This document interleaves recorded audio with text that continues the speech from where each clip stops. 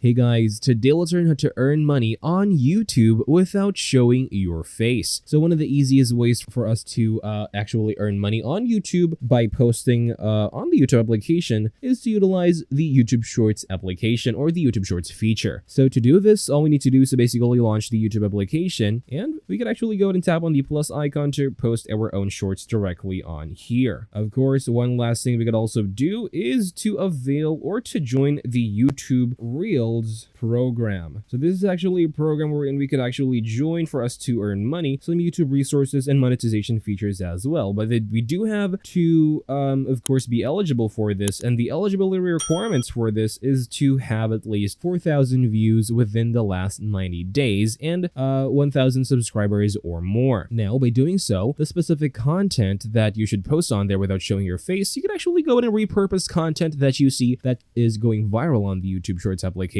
and repurpose that. You could also add your own voiceover, commentary, or just edit it however you like and make your viewers engage with you so that you're gonna build a following and earn money through that. Now, that's just a general idea of what you guys can do on YouTube Shorts, so please like this video and subscribe as well if you guys learned something, and I'll see you guys on the next video.